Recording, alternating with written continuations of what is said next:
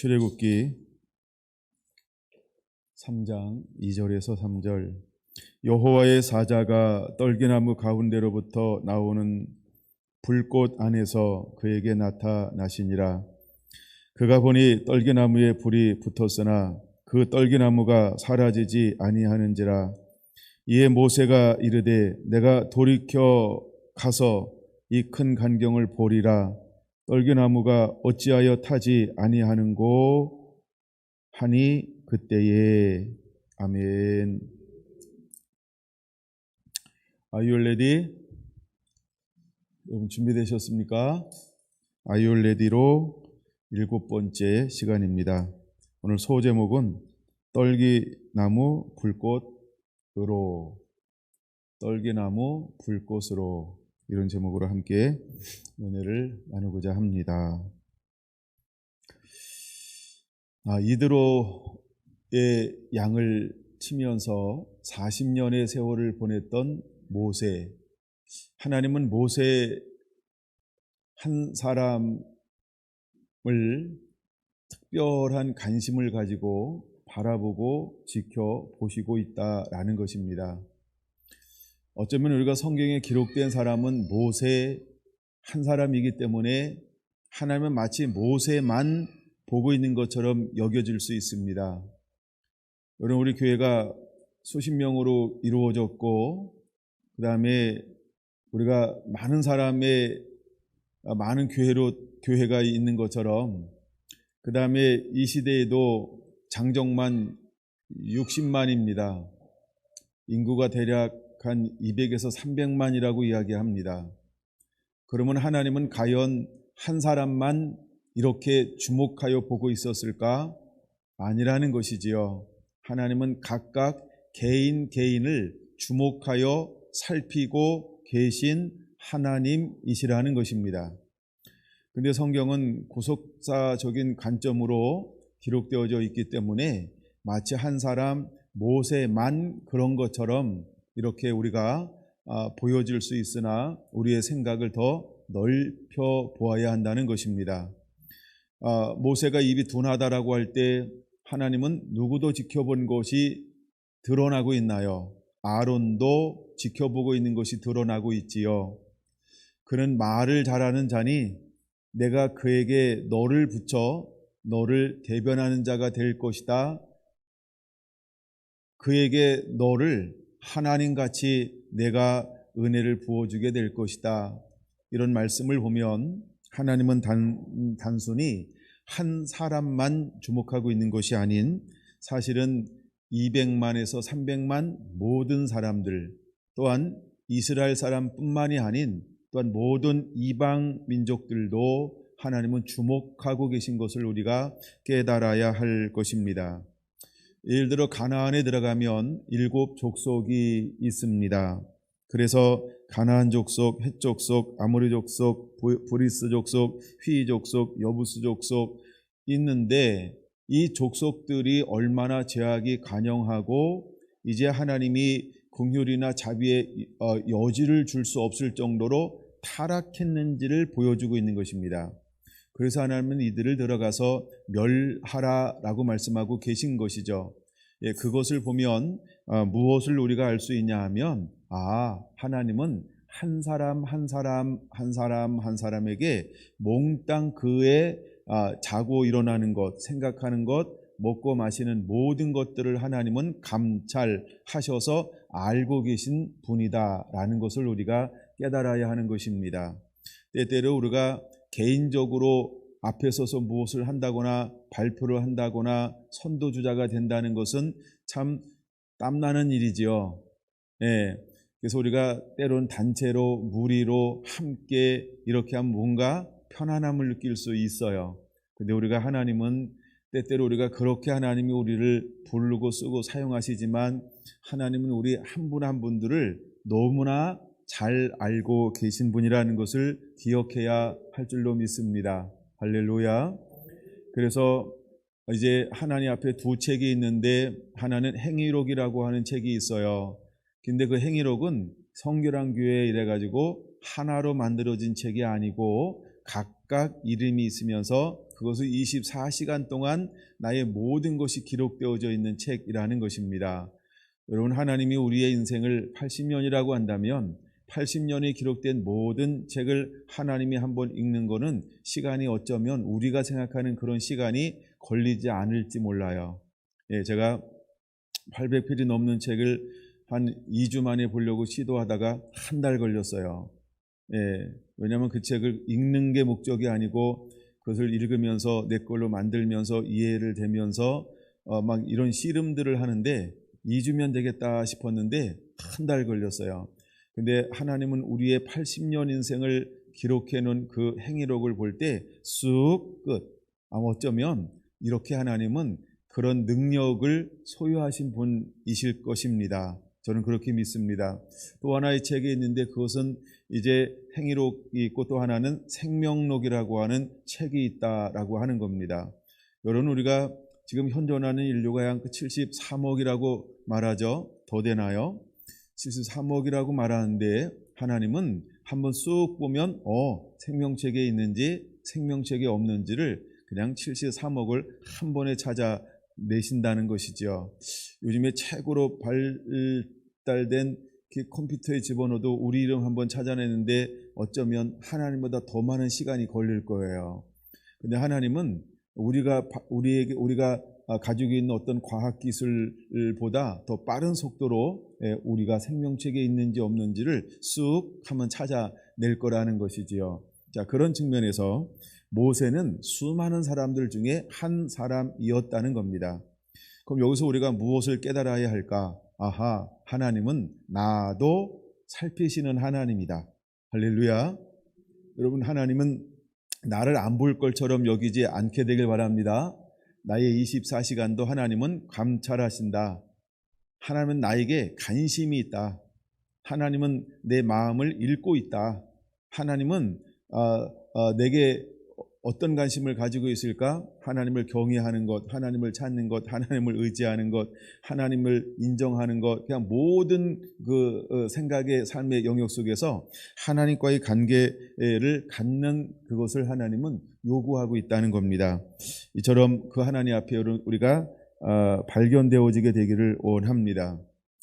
제가 지난번 3장 1절 속에서 전 3장 1절을 읽으면서 순식간에 하나님께서 많은 것을 이렇게 딱 생각하게 했어요. 3장 1절, 모세가 그의 장인 미디안 제사장 이드로의 양떼를 치더니 라고 말하고 있어요. 모세는 40년 동안 양을 쳤어요. 그런 목동으로 40년을 살아가고 있는 것입니다. 그냥 이드로의 사위로 백수로 살아가는 것이 아니고 이드로의 사위가 되어서 그는 이드로의 양을 치는 목동으로 살아가고 있었다라고 하는 겁니다. 근데 제가 이런 생각이 들었어요. 40년 동안 내 분깃이 없이 이드로의 양을 치는 것으로 사람이 만족할 수 있을까라고 하는 생각이요. 근데 제 생각이 짧아서 그런지 몰라도 저는 이런 마음이 들었답니다. 내 소유가 없이 40년 동안 남을 위해서 일한다? 재미없는 일일 수 있다는 것이죠. 흥미롭지 않은 일일 수 있다라는 것입니다. 그가 더 이상 도망갈 데가 없고 피할 데가 없으니까 야, 기도 밥 먹여주니 감사하다. 야, 기도 결혼했잖아. 그리고 아들 둘이나 낳았어. 게르솜, 엘리에셀. 그래서 게르솜이라고 하는 것은 내가 이방에서 나그네가 되었다라는 뜻이고요. 엘리에셀은 하나님이 나를 바로의 칼에서 나를 구원해 주셨다. 그래서 이름을 지었습니다. 이 이름에는 의미가 들어 있습니다. 나중에 18장 보면 또 자세히 나와 있기도 하죠. 그래서 그렇게 이름을 지었는데 하나는 그가 이름 속에서 우리가 무엇을 볼 수 있냐 하면 그 모세의 가치관, 그 생각을 약간 엿볼 수 있다라는 것이죠. 하나는 첫 번째 아들의 이름을 게르솜이라고 지었는데 나는 이방인의 나그네가 되었다. 이방에서 나그네가 되었다라는 것입니다. 나그네라고 하는 게 어떤 삶일까요? 순례자라고 하는 것이 어떤 삶일까요? 정처 없이 떠돌아다니는 삶. 보통 우리가 순례자, 나그네 아니면 뭐 방랑, 김삿갓도 아니고 하여간 방랑 이러면은 두 가지를 생각할 수 있어요. 하나는 아무 목적과 아무 의미 없이 이렇게 다니는 사람들, 이런 의미가 있고, 또 하나는 어떤 목적과 의미를 가지고 이렇게 순례하는 사람들, 떠돌아다니는 사람들, 이런 두 가지 의미가 있을 수 있다 생각을 합니다. 근데 그 두 가지 의미 속에서 과연 모세는 어떻게 나그네가 되었다라고 게르솜 이렇게 첫 아들의 이름을 지었을까? 그는 어떤 가치관을 가지고 나는 이방에서 나그네가 되었어 라고 하는 이름을 지었을까라는 것을 한번 생각해 보기 시작했다는 것입니다. 하나님이 모세를 들어서 하는 일이 두 가지 일입니다. 하나는 뭐냐 하면 내가 내 민족을 이제 구원해 낼 것이다 라는 것이고요. 또 하나는 바로의 손에서 구원해 낼 것이다 라는 거였어요. 그래서 나중에 보면 나오지만 3장 12절에 이렇게 나옵니다. 3장 12절에 보면 하나는 이스라엘 자손이라고 말하고 있고 하나는 애굽이라고 말하고 있고, 그래서 애굽이라고 하는 바로 왕을 생각하는 마음, 또 하나는 이스라엘 백성을 생각하는 마음, 두 가지 마음이 모세 속에 늘 오버랩이 있다는 것입니다. 그리고 이건 여긴 기록되어져 있지 않지만 사도행전 7장 25절이 중요합니다.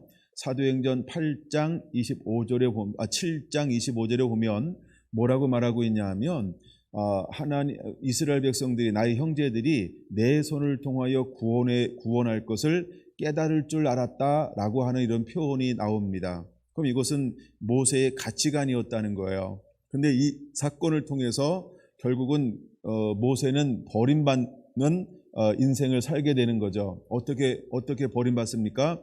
이스라엘 백성에서도 버림받은 사람, 그 다음에 바로의 왕 앞에서도 버림받은 사람이라는 거예요. 그래서 게르솜이라고 하는 이름의 의미는 어떤 의미가 더 강하냐 하면 나는 이스라엘 백성에게서 버림받은 사람이야 라는 게 강력하다는 거고, 그 다음에 엘리에셀이라고 하는 이름은 어디에 더 뜻이 있냐 하면 나는 애굽의 왕, 즉 바로의 칼에서 나는 바로의 칼의 위협을 느끼며 살고 있어, 이런 의미가 있다는 거죠. 예, 그래서 그 아들들의 이름을 보면 모세가 미디안에서 살면서 어떤 정체성과 가치관과 그 마음에 무엇을 품고 있는지를 엿볼 수 있는 대목이에요. 왜냐하면 미디안 40년 동안 모세가 어떤 걸 품었다, 무엇을 했다가 그렇게 많이 기록되어져 있지 않다는 것입니다. 그런데 이제 하나님께서 모세를 들어서 가라라고 했을 때 4장 18절 뭐라고 말씀하고 있냐 하면 이렇게 말하고 있다는 거예요. 출애굽기 4장 18절 모세가 그의 장인 이드로에게 돌아가서 그에게 이르되 내가 애굽에 있는 내 형제들에게로 돌아가서 그들이 아직 살아있는지 죽었는지 제가 붙인 거예요. 아직 살아있는지 알아보려 하노니 나로 가게 하소서. 이드로가 모세에게 평안히 가라 하니라. 굉장히 짧습니다. 함축적으로 기록되어져 있는 것이지요. 그러면 여기서 모세의 마음속에 늘 무엇을 품고 있었고, 때로는 아픔이고 절망이고 낙담이고 무엇을 씨름했던 흔적이 남아있냐 하면, 그리고 지금도 놓아버릴 수 없는 그냥 이렇게 뭐랄까 때로는 외롭고 비 오는 날이라고 그럴까요? 이렇게 좀 날이 흐린 날이라든가 그러니까 가을같이 쓸쓸한 날, 그러니까 이럴 때 늘 생각나는 것이 있었는데 그게 무엇이냐 하면 내 형제, 내 민족, 이것이 생각난다는 거예요. 그래서 4장 18절에 그가 이드로에게 뭐라고 말하고 있냐 하면 애굽에 있는 내 형제들에게로 이렇게 고백하고 있다는 거예요. 그럼 이건 모세의 내면의 것을 보여주고 있는 거죠. 모세가 이스라엘 백성들을 완전히 잃어버렸을까요? 완전히 놓았을까요?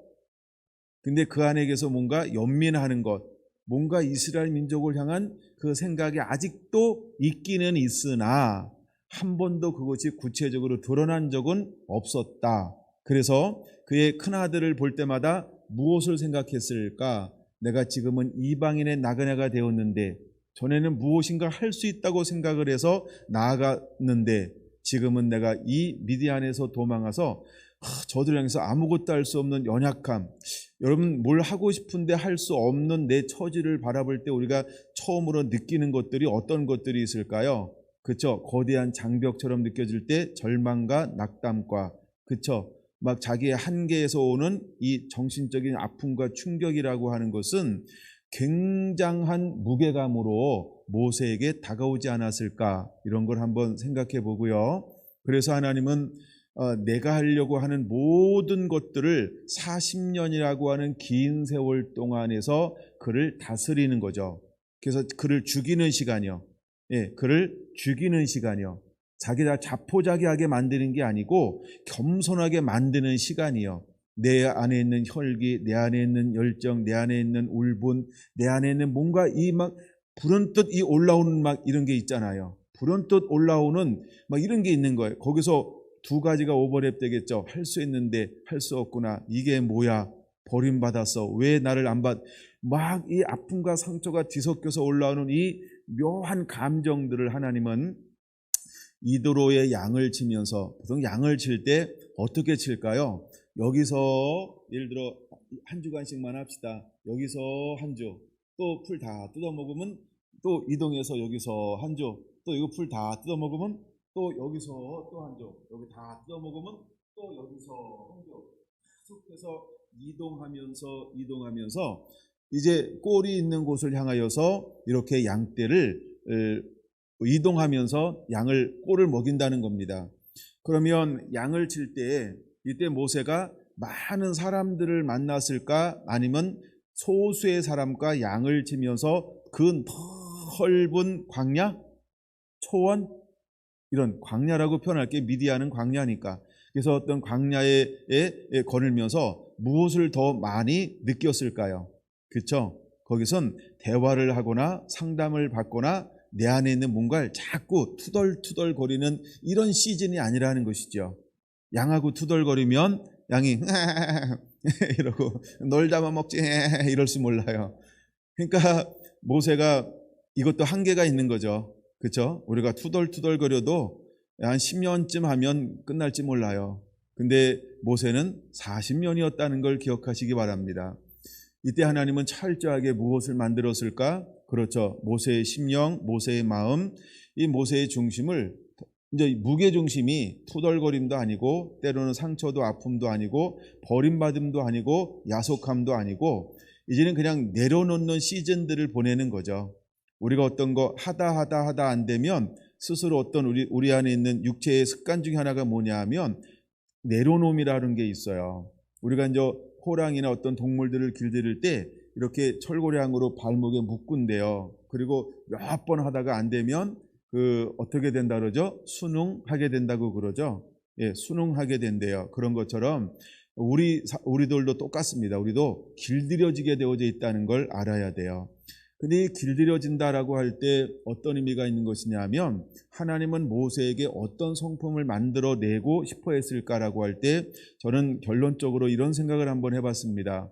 하나님이 모세 안에 있는 사심을 없애버렸다. 모세 안에 있는 사심을 없애버린 거예요. 신앙 고백했던 12제자에게 예수님은 무엇이라고 말씀하고 있나요? 자기를 부인하고 자기 십자가를 지고 나를 따르라 라고 할 때 자기를 부인하는 것, 이것이 과연 무엇을 의미하는 걸까?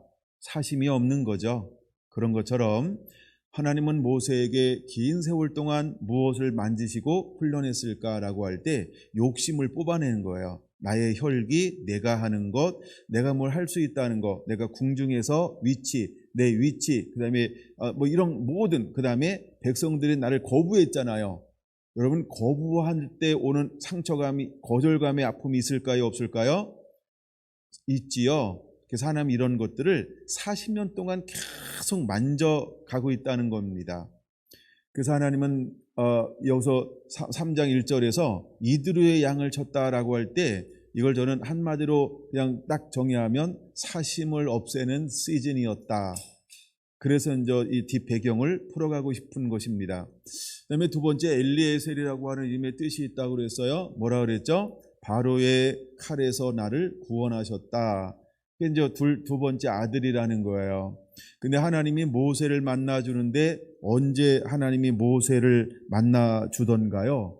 혹시 여러분 기억하시는지 모르겠어요. 너를 죽이려고 하는 자가 죽었다. 이렇게 말하는 거예요. 누가 죽었다고요? 바로의 왕이 죽었다 이렇게 말하고 있어요.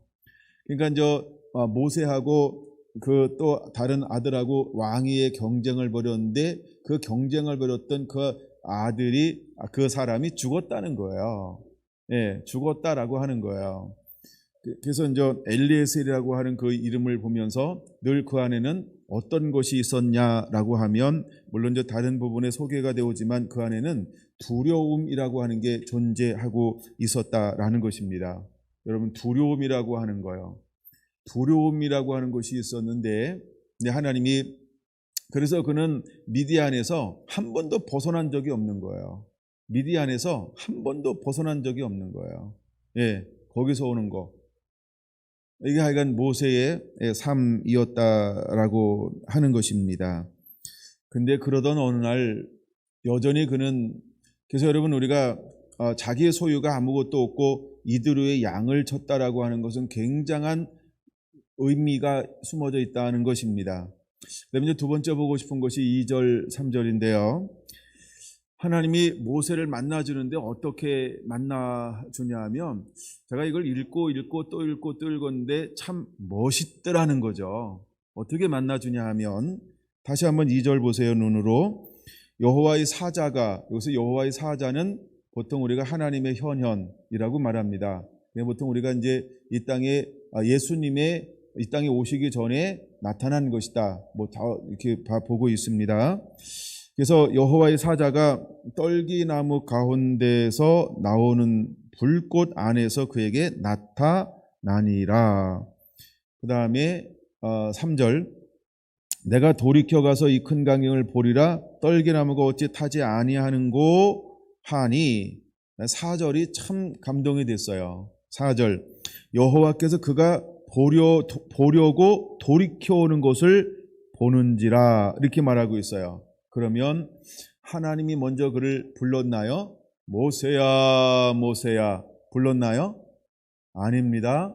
하나님이 먼저 부른 것이 아니고 하나님은 단지 떨기나무 불꽃 안에서 타지 않는 하나님의 임재, 하나님의 영광, 하나님의 현현의 모습으로 불꽃의 모양으로 떨기나무 가운데 임재하셨다는 것입니다. 근데 이것은 어떤 현상이냐 하면 특이한 현상이죠. 기이한 현상입니다. 근데 이 현상은 누구를 자극하고 궁금증을 만들어 내기 위하여 그런 모습으로 오신 것이냐 하면 모세에게 뭔가 반응을 보이기 위한 모습으로 떨기나무 불꽃 가운데 나타나신 거라는 것입니다. 하나님께서 기적이나 표적이나 이적이나 역사를 할 때에 그냥 하나님이 역사하고 그런 어떤 현상이 일어나는 것이 아니고 뭔가 목적이 있는 거죠. 근데 여기 불꽃 떨기나무 가운데 꺼지지 않는 불로 임하신 목적이 뭐냐 하면 모세가 반응하기를 원하여 이런 의도를 가지고 있다라는 겁니다. 아니나 다를까 모세가 이드로의 양을 치고 있었는데 그 광야 서쪽으로 인도하여 이제 하나님의 산에 이르렀습니다. 이르렀는데 갑자기 불꽃 안에서 불이 붙었는데 떨기나무가 사라지지 않는 거예요. 와우, 40년 동안 있었는데 야 이게 굉장한 일이다. 무슨 일일까라고 하는 마음이 움직이기 시작했다는 거예요. 마음이 움직이는 거예요. 관심을 갖기 시작을 했어요. 관심을 갖기 시작했어요. 그래서 거기에 뭐라고 표현하고 있냐 하면 3절에 이렇게 말합니다. 내가 돌이켜 가서 이 큰 광경을 보리라. 이렇게 마음속에 확정했다는 거예요. 그러면 이렇게 표현할게요. 두 가지인데 돌이켜라고 하는 말은 무슨 의미가 있을까요? 지금 내가 불꽃은 저쪽에 타고 있는데 이미 저길 지나왔어요. 어느 방향을 향해서 양떼를 몰고 가는데 불꽃이 나타나서 쳐다보는 거예요. 이렇게. 근데 지금 양떼는 이쪽으로 가야 되는 거예요. 양떼는 이쪽으로 가야 돼요. 근데 불꽃이 저쪽에서 타고 있는 거예요. 그래서 그 돌이켜라고 하는 말. 근데 지금 양떼는 가야 하고 양은 먹어야 되고 양은 쳐야 되는데 저 불꽃에 대한 호기심과 관심이 생겨서 이것을 헌신하고 내려놓고 나는 저것을 가봐야 되겠다라고 하는 무엇이 생겼다? 자원하는 마음이 생겼다라는 겁니다. 하나님이 우리를 들어 쓰실 때 늘 무엇을 요구하시냐면 내가 가는 모든 걸 내려놓는 거예요. 내 계획, 내 생각, 내 뜻, 예를 들어 가정, 모든 것을 다 버리고 나를 쫓지 아니하면 나와 함께할 수 없다라고 하는 이 부르심이 누구한테도 해당되어지고 있냐면 모세에게도 해당되어지고 있는 거죠. 그래서 돌이켜 가서 이 큰 간경을 보리라, 이 마음에 작정하고 자원함이 일어나는 그 순간까지도 하나님은 뭐 하셨다? 아무 말씀을 안 하시는 거예요. 그냥 현상만 보여주는 거죠. 그래서 언제나 하나님은 우리를 강제하지 않는다는 거예요. 하나님의 모든 사람들을 부르실 때, 제가 많은 사람들이 부르심들을 다시 한번 이렇게 성경을 통해서 점검해 봤는데, 언제나 하나님은 부르실 때 우리에게 무엇을 요구하냐 하면 내 스스로라고 하는 자원함을 요구한다는 거예요. 그래서 우리가 보통 아담을 하나님이 만들었을 때 아담에게 준 것 중에 하나가, 최고 중에 하나가 뭐냐 하면 자유의지라는 거예요. 그래서 하나님은 우리를 존중하신다는 거죠. 뭘 통해서? 자유의지를 통해서. 하나님이 로봇처럼 프로그램을 입력해서 강제하시는 분이 아니고, 언제나 하나님은 우리가 어떻게 하나님을 섬겨내기를 원하고 있습니까? 자원함으로, 기쁨으로, 즐거움으로. 할렐루야. 그런 것처럼 모세가 스스로 그를 향하여 나아올 수 있는 그 마음이 일어나기를 하나님은 기다렸다는 것이죠. 그래서 모세가 반응을 보일 수 있는 그 무엇인가 필요했는데, 그게 무엇이냐 하면 바로 불이었다는 거예요. 예, 불은 하나님의 영광이나 하나님의 임재를 상징하지요. 근데 떨기나무 가운데 불로 임했는데 그 떨기나무가 사라지지, 즉 타지 않는 거예요. 여러분도 호기심이 다 다르죠? 그다음에 다 반응이 다 다르죠? 예, 그런 것처럼 아마 모세는 이게 굉장히 신기했을 거예요. 그래서 하나님은 떨기나무 불꽃 가운데서 만나주신 것입니다. 우리가 이렇게 기도할 수 있어요. 주여, 나도 모세처럼 떨기나무 불꽃 가운데 주여 나를 불러주시옵소서. 이러면 하나님이 너는 안 돼 이럴지도 몰라요. 넌 호기심이 다르잖아.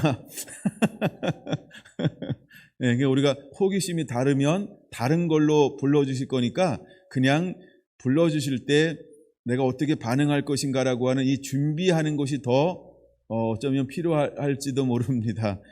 예, 근데 이 4절 너무 멋있는 거예요. 그래서 4절 볼게요, 이제.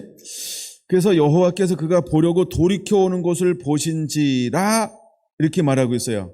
그렇죠? 이제 3절에 내가 돌이켜 보리라 라고 하고, 그 다음에 이제 4절, 여호와께서 그가, 모세가 돌이켜 오는 것을 보신지라, 이렇게 말하고 있어요.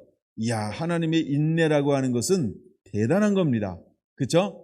그는 우리가 자원하기를 기다리고 있어요. 헌신하기를 기다리고 있어요. 주여 나를 보내소서, 때로는 사용하소서, 주여 내가 여기 있나이다 라고 하는 것을 기다리고 있다는 거예요. 하나님이 베드로를 부를 때에도 뭐라고 말합니까? 나를 따르라. 처음부터 이렇게 말하지 않아요. 그렇죠? 누가복음 5장에 뭐라고 말합니까? 저 깊은 데로 가서 그물을 내려라. 따르라가 먼저 아닙니다. 그렇죠? 근데 예수님의 이렇게 표현할까요? 속셈은 뭘까요? 나는 그를 부르고 싶은 거야. 그렇죠? 부르기를 원하는 거예요. 나를 따르기를 원하는 거예요. 그러나 예수님은 그에게 가서 나를 따르라 이렇게 먼저 말하지 않았다는 거죠. 따르라라고 할 때 그에게 요구하는 게 뭐였어요? 내 안에 자원함이 있어야 된다는 거예요. 할렐루야. 이제 1년이 좀 더 됐나요? 우리 서울셀들이나 대구셀들을 할 때 제가 처음에 만났을 때 어떤 이야기를 했냐 하면, 내가 오라고 해서 오면 이건 못합니다. 그 안에 무엇이 있어야 된다? 자원함이 있어야 됩니다. 내가 오라고 하는 것은 한계가 있습니다. 왜? 나는 늘 예쁘고 멋있고 뭐 이렇게 보일 자신이 없어요. 말씀이 늘 좋을 자신이 없어요. 어떤 땐 호박죽 너무 맛있어요. 감사합니다. 어떤 땐 찹쌀죽, 무슨 죽인지 몰라서 제가. 하여간 내가 죽 쓸 때도 얼마나 많은지 몰라요. 예. 그러니까 그런 거고 내가 인기 관리해서 뭐 한다. 그건 전 못한다. 근데 자원함이 있으면 하시라고. 안 쳐다보시네. 그냥 자원함이 있으면 하시라고. 자원해야 된다. 내 마음에서 내가 하고 싶어야 된다, 이거. 그래야 내가 관리 안 해도 이게 수월하게 되는 거지. 만약에 제가 뭘 오세요 이랬잖아요. 그러면요, 내가 관리가 들어가야 돼. 관리요, 피곤합니다. 저는 관리할 자신이 없어요. 관리는 이게 내가 사랑해서 결혼했는데도 부부싸움하면서 하는데 그러는 왜 애증의 시간들이 또 이렇게 지나야 되잖아요. 근데 자원함이 있으면 이거는 가능하다. 자원함. 제가 한 번도 강제한 적은 없어요. 본인이 결정하세요. 자원함이 있어야 강력합니다. 자원함이 있어야 헌신이라고 하는 걸 할 수 있어요. 예, 조금 하다가 저는 분명히 뭘 보여줄 수 있냐 하면, 예, 인간 김경수를 보여줄 수 있어요. 목사 김경수가 아니고, 때로는 목사 김경수도 있지만, 인간 김경수는 더 많아. 에이, 똑같네. 아니면, 에이, 이러네. 나는 이런 게 너무 많아요. 그래서, 그거 할 수가 없어요. 내가 여기까지 오는데도 하나님 저를 많이 또 다루시긴 하셨어요. 정말 제가 몇몇 분들은 옛날에 내가 한번 오라고 그랬어요. 근데 몇 년 지나더니 다 실망하고 가는 거야. 제가 그런 인간입니다. 그러니까 김경수는 안 되더라고. 김경수는 안 되더라고. 그러니까 본인들이 하셔야 돼요. 본인들이 그 마음속에 뭐예요? 가리라, 돌이켜 가리라, 이런 결단들이 일어나야 돼요. 근데 너무 감사해요. 그래서 감사한 겁니다. 우리 대구 셀도 감사하고 사실 우리 포항도 그런 거죠. 예, 너무 감사합니다. 예, 제가 강제했다라고 한다면 이 40분 거리를 그냥 오겠어요. 예, 대구도 마찬가지고 한 분 한 분들이 너무 감사합니다. 또 우리 성결한 성도들도 다 마찬가지죠. 예, 경주에 계신 분들도 우리가 함께 성결한 교회 한 지체가 되어서 함께 이렇게 달려간다는 게 뭐 제가 콧대를 뚫었습니까? 아니면 뭐 법적인 뭐 구속력이 있습니까? 다 자원함이죠. 그 안에는 뭐가 있냐면 자원함이라고 하는 게 있어야 된다라고 하는 것입니다. 할렐루야. 여러분들이 그 마음 가지고 그렇게 섬겨 주셔서 감사합니다. 또 우리가 하나님을 섬길 때 그 마음이 일어나야 할 줄로 믿습니다. 할렐루야. 그래서 제 안에 강제로 하는 거는 별로 없을 거예요. 강제로 하는 거. 그냥 일반적인 거는 거의 다 제가 민원 청구 100%라고 하는 이야기는 저는 자원함으로 하기를 원하지 제가 뭘 이렇게 그런 거에 대해서 굉장히 약하고요. 근데 제가 어떤 은혜 주셔서 말씀 안에 가서 목회 방향은 그냥 그거는 내가 강제가 아니고 이건 하나님 말씀하시니까 이거는 때로는 순종이고 때로는 복종이니까 이렇게 합시다. 그리고 가든 안 하든 그냥 가는 거예요. 예. 왜? 이거는 진리니까요. 진리는 그렇게 가는 거지만 진리 아닌 것은 언제든지 타협할 수도 있고, 예, 민원 청구하면 들어줄 수도 있고 그렇습니다. 근데 진리 가지고 장난만 안 치면 여러분 안 다칩니다. 그러니까 진리는 진리니까. 그거는 내가 했다고 해서 허용되는 게 아니고 위에서 허락을 해주셔야 돼요. 예, 그게 진리입니다. 다시 이제 말씀으로 돌아오면, 그래서 저 4절 보면서 너무 멋있었어요. 하나님이 돌이켜 오는 곳을 보신지라. 그때부터 하나님이 모세에게 관여하기 시작하고 있는 모습을 볼 수 있습니다. 그가 뭐라고 말하고 있냐면 그가 보려고 돌이켜 오는 것을 보는지라. 드디어 이제 모세가 먼저 하나님이 오셨죠. 모세가 반응을 했죠. 그랬더니 드디어 하나님이 그에게 한 발 더 다가가는 모습을 볼 수 있습니다. 여러분 기다리지만 마시고요, 용기를 내시기 바랍니다. 여러분들이 용기를 내서 하나님 주여 한마디만 해주면요, 그래 내가 그거 기다렸다 하면서 주님이 반응하실 것입니다. 4절에 뭐라고 말합니까? 하나님이 떨기나무 가운데서 그를 불러 이르시되 모세야 모세야. 모세야 한 번 부르는 게 아니고요, 2번을 연거푸 부르고 있다는 거예요. 그 속에서 우리가 무엇을 느낄 수 있어야 될까? 하나님이 얼마나 모세를 부르고 싶었을까? 얼마나 그를 만나주고 싶었을까? 얼마나 그 이스라엘 백성들의 통곡과 불 있는 소리를 듣고 하나님이 행하고 싶었을까? 어쩌면 모세가 품었던 그 마음은 하나님의 마음이었죠. 애굽의 모든 굴레와 압제에서 건져내서 이제 그들을 출애굽시켜서 적과 꿀인 가나안 땅으로 내가 가게 하는 것, 하나님이 얼마나 이것을 고대하고 있었을까, 하나님이 얼마나 이것을 기다리고 있었을까를 모세야 모세야 이 부르심에서 우리는 그것을 느낄 수 있어야 합니다. 이제 하나님이 움직이십니다. 여러분, 내가 먼저 움직이면 아무것도 되는 게 없어요. 되는 것처럼 보이지만 완벽하지 않고 너무나 막 엉망이 되는 걸 볼 수 있어요. 어쩌면 한 개, 두 개는 좋을지 모르지만 나머지 98개나 9개는 너무 엉망이 되는 거예요. 근데 드디어 하나님이 움직이기 시작하십니다. 모세야 모세야 부르시고 있다는 것이죠. 여러분, 우리는 40년 동안 살았으면 준비되었을 것이다 이렇게 생각할 수 있어요. 근데 하나님이 처음 딱 불렀을 때 모세에게 요구하는 것이 무엇인지 아십니까? 모세에게 뭘 요구하고 있습니까? 모세에게 뭘 요구한다고요? 5절 보겠습니다. 가까이 오지 말라. 아니, 지금 가잖아요. 자원함으로 가잖아요. 여기서 상처받으면 안 됩니다. 이 말에 삐져도 안 됩니다. 이 말을 오해해도 안 됩니다. 혹시 여러분 준비가 안 된 사람은요, 가까이 오지 마라. 왜 가는데 왜 오지 말래? 이게 굉장히 심란할지 몰라요. 그렇죠? 근데 하나님의 첫 마디가 뭐냐 하면 모세야 모세야 그를 부르셨어요. 그랬더니 모세가 뭐라 했어요? 내가 여기 있나이다. 그때 하나님의 두 번째 말씀이 뭐예요? 가까이 오지 말라 이랬어요. 여기만 딱 듣고 집에 가면은 평생이 일생이지, 후회하며 사실지 모릅니다. 그 다음 말이 뭐라고 말씀하고 계신가요? 내가 선 곳은 거룩한 땅이니 내 발에서 신을 벗어라 라고 말씀하고 있다는 것입니다. 왜 가까이 오지 말라는 이유가 무엇일까요? 나는 거룩하고 너는 아직 거룩하지 않다. 나는 거룩한데 너는 아직 죄의 문제가 완전히 해결되지 않았다. 나는 거룩한데 아직 너는 거룩한 나를 가까이 올 수 있도록 내가 너에게 그 은혜를 아직 부어주지 않았다.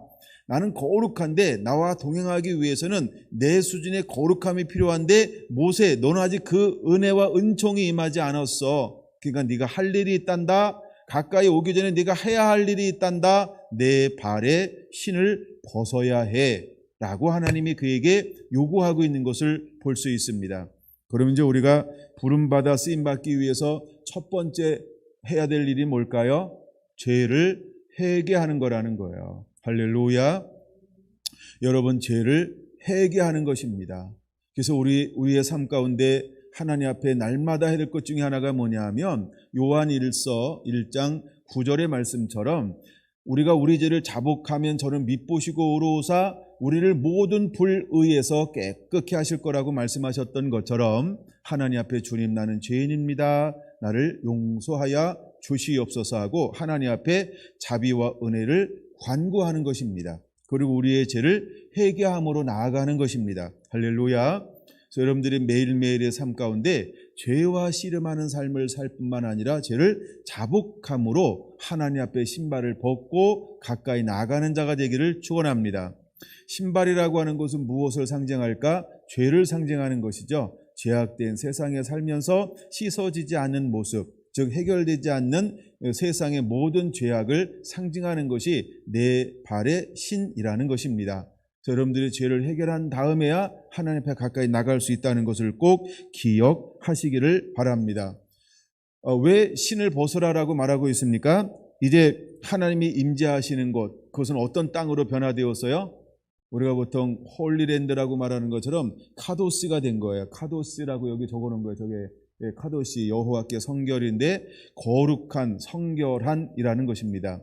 그래서 그 땅을 하나님은 성결하신 분입니다. 성결하신 분, 깨끗하고 정결하신 분이라는 거예요. 카도시. 그래서 깨끗하고 정결한 분이기 때문에 우리가 하나님 앞에 설 때 하나님은 우리에게 무엇을 요구하고 있냐 하면 죄에서 씻음받고 정결해야만 내 앞에 나올 수 있고 나와 함께 동행할 수 있단다 라고 하는 것을 요구하고 계신 것입니다. 그래서 사도행전 2장에서도 어찌할 거라고 고민하고 붙들린 사람들에게 베드로를 통해서 무엇을 요구합니까? 죄를 회개하고 주 예수를 믿으라. 그리하면 성령을 선물로 받으리라. 먼저 뭘 요구한다고요? 죄를 회개하는 겁니다. 그리고 깨끗함을 받으라는 것입니다. 그러면 성령을 받으리라 라고 하는 것이지요. 지금 하나님은 모세에게 어떻게 하길 원하는 겁니까? 함께 하길 원하는 거죠.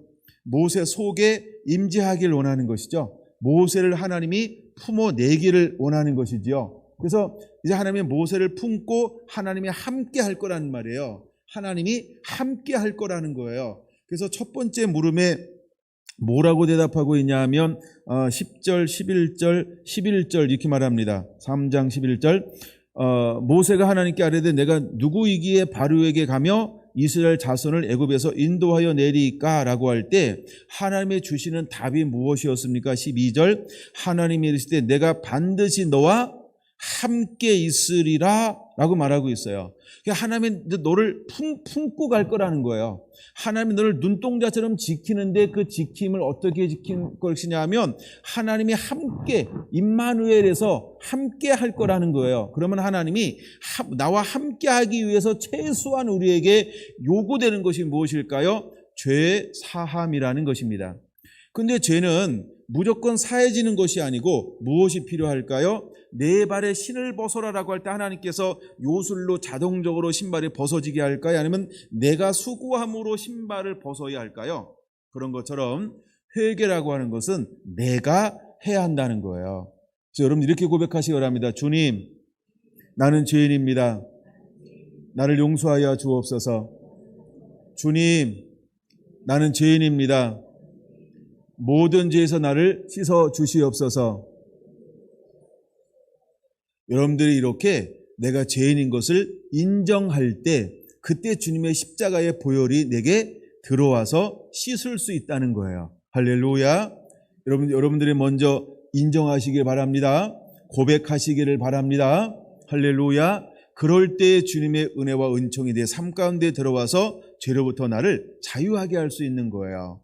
그래서 여호와 하나님은 모세에게 뭘 요구하냐면 내 발에 신을 벗어라 라고 요구하고 있다라고 하는 것입니다. 그러면서 세 번째 하나님이 이제 모세에게 무엇을 보여주고 있냐면 내가 하나님이 누구인지를 그에게 보여주고 있다는 거예요.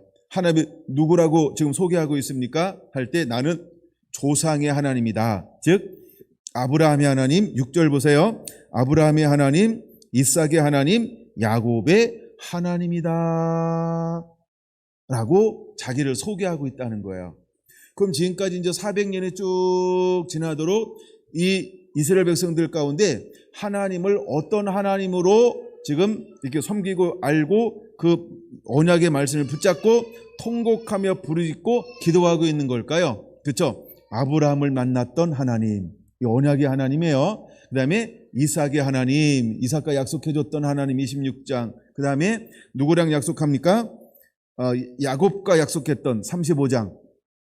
창세기 12장, 그 다음에 26장, 그 다음에 35장. 보면 하나님이 아브라함에게 약속하고 이삭에게 약속하고 야곱에게 약속했던 언약의 부분들이 기록되어져 있어요. 그거를 제가 소개하고 있는 겁니다. 창세기는 15장 1절에서 21절, 그 다음에 26장 2절에서 5절, 35장 1절에서 12절 보면 아브라함과 이삭과 야곱에게 내가 이 민족을 내 말씀 안에 거하고 언약 안에 거하면 어떻게 하시겠다라고 하는 언약이 있어요.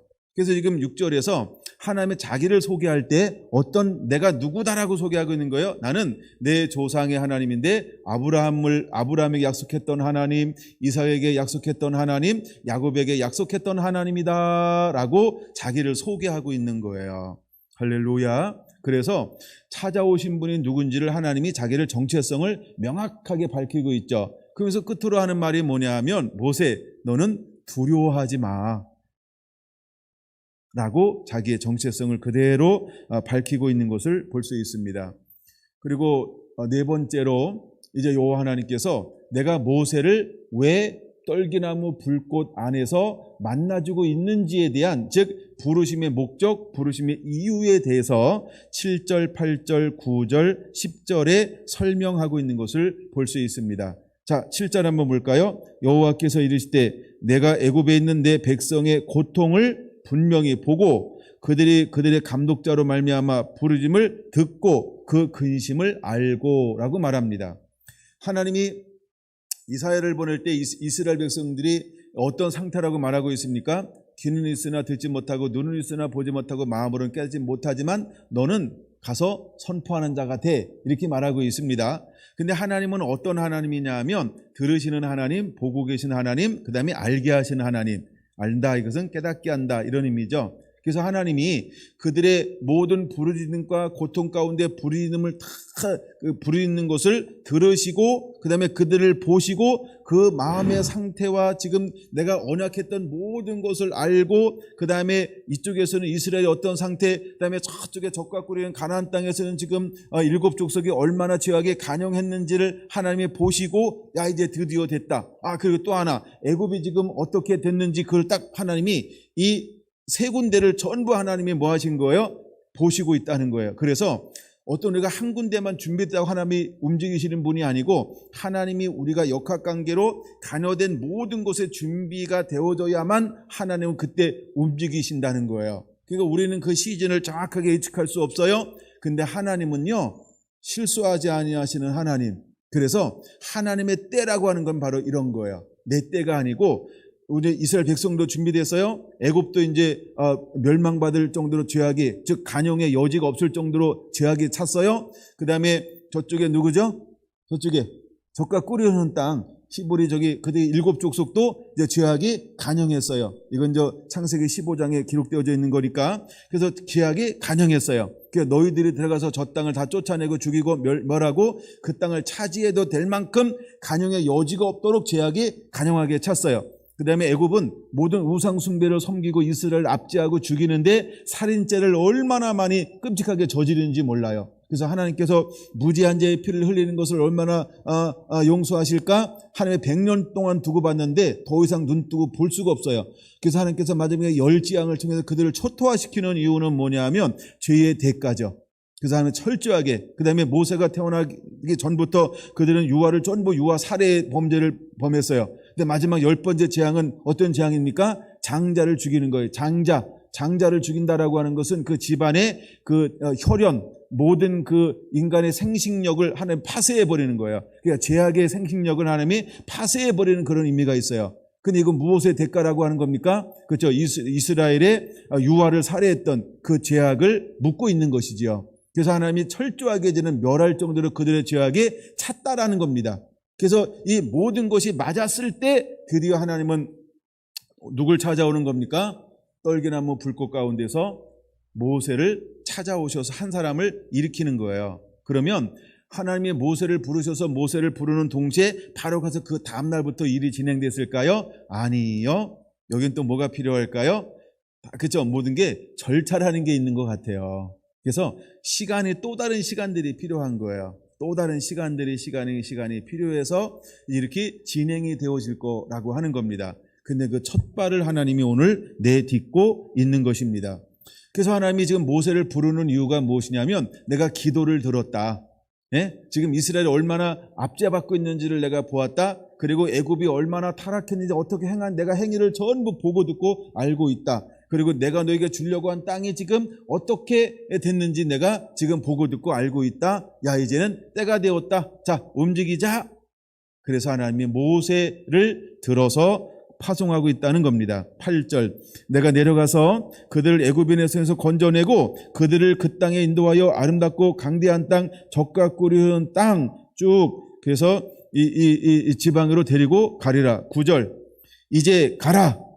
이스라엘 자손의 부르짖음이 내가 상달하고 애굽 사람이 그들을 괴롭게 학대도 내가 보았으니 이제 내가 너를 바로에게 보내어 너에게 내 백성 이스라엘을 애굽에서 인도하여 내게 하리라. 할렐루야. 이것이 이제 하나님이 모세를 부르셔서 어떻게 일을 이루겠다라고 하는 놀라운 하나님의 부르심의 목적과 계획이 전부 그 안에 포함되어져 있는 것을 볼 수 있습니다. 하나님 이렇게 일하신다는 거예요. 하나님 이렇게 일하신다는 거예요. 그럼 여러분, 우리는 무엇을 준비해야 될까요? 우리는 무엇을 준비해야 할까요? 우리는 무엇을 준비해야 할까요? 무엇을 준비해야 할까요? 이 물음에 혹시 마음속에 나름대로 떠오르는 것들이 있는지 모르겠어요. 대답은 안 하셔도 저는 속을 몰라서 못 들어요. 하나님 다 듣고 계실 것 같은데 저는 그런 능력이 없어서 여러분 준비됐나요? 우리가 무엇을 준비해야 할까요? 여러분 우리가 준비할 거는 그리 많지 않아요. 우리가 준비할 것이 있다고 한다면 그냥 간단한 거 하나 제가 뻔한 거 하나 좀 가르쳐 드리려고 합니다. 그냥 말씀대로 살고 있으면 됩니다. 그리고 주님 말씀대로 살고 있지 않아도 주님이 오셔서 너 나 따라라 그러면 돌이켜 주님 따라가면 야 너 신발 벗어야 되겠다. 그래서 하나님이 나를 다 쓰실 수 있도록 나를 만드실 겁니다. 그럼 내가 주님이 그때그때 주시는 감동이나 말씀을 따라 반응할 준비가 돼 있으면 쓰임받을 수 있습니다. 할렐루야. 여러분에게 그런 열린 마음들이 부드러워진 마음들이 일어나게 되기를 예수님의 이름으로 축원합니다. 많은 사람들이 여전히 궁금해하는 것 중에 하나가 뭐냐면 십자가 우편에 있는 강도였다는 것이지요. 여러분 그는 십자가에서 한 번도 내려와 본 적이 없어요. 근데 그는 뭘 받아요? 구원을 받아요. 그렇죠? 구원을 받아요. 그러니까 이 짧은 시간에도 뭐 할 수 있다? 구원받을 수 있다. 그럼 어떻게 구원받을 수 있습니까? 구원의 은총이 주어졌을 때 마음을 열고 그대로 하면 구원받을 수 있어요. 근데 또 반대편에 있는 강도는 뭐라고 말합니까? 막 이렇게 막 얘기했어요. 그러니까 예수님을 인정하지 않는 거예요. 예수님을 인정하지 않는 거예요. 그러므로 그는 어떻게 됐다? 구원받지 못했다. 여러분 우리 모두가 이 짧은 시간에 하나님의 나라와 의를 위해 모세처럼 붙들려 쓰임받을 수 있는 방법이 있다고 한다면 그냥 하나님이 말씀하시면 나는 순종하는 것, 예수님이 말씀하시면 나는 순종하는 것, 성령의 감동 주면 내가 순종하는 것, 그러면 나도 주의 손에 붙들려 쓰임받을 수 있다. 너무 간단하고 쉽지 않습니까? 우리는 많은 시간들을 보내고 뭔가를 겸비해야 되고 뭘 많이 알아야 되고 그거는 우리 생각이에요. 근데 하나님은 그렇게 생각하지 않으신다는 거예요. 하나님은 우리가 순종만 하면 하나님이 원하는 모든 걸 다 가지고 계세요. 그래서 우리에게 그 모든 걸 넣어줄 겁니다. 할렐루야. 나중에 이제 모세가 이렇게 말합니다. 내가 왕에게 가서 나를 누가 보냈냐고 말하면 뭐라고 그럴까요? 나를 보낸 증거가 있냐고 하면 뭐라고 그럴까요? 했더니 야 너 손에 있는 게 뭐냐? 지팡이야. 던져봐. 던졌더니 뭐가 돼요? 뱀이 돼. 야 다시 잡아봐. 그랬더니 뭐가 돼요? 지팡이. 야 너 손이 있지? 오른손 왼손? 오른손. 너 스푼 안에 넣어봐. 그랬더니 야 빼봐. 뭐가 됐어요? 그랬더니 다시 넣어봐. 쭉 내봐. 멀쩡. 하여간 뭐 이런 거. 여러분 이 모든 건 누가 하는 거예요?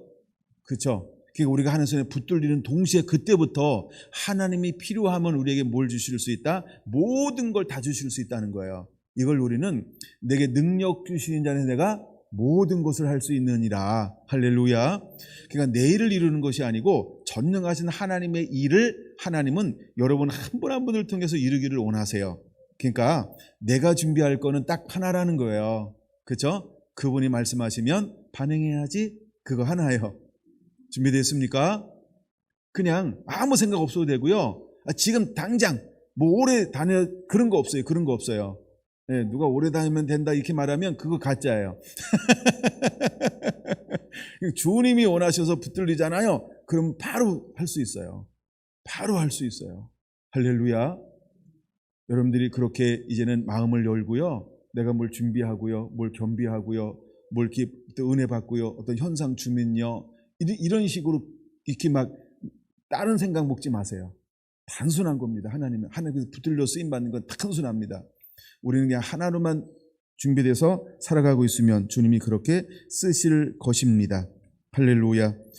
마무리를 사도행전 10장 38절로 하면서 오전 마무리를 하려고 합니다. 사도행전 10장 38절입니다. 사도행전 10장 38절 같이 한번 읽을까요?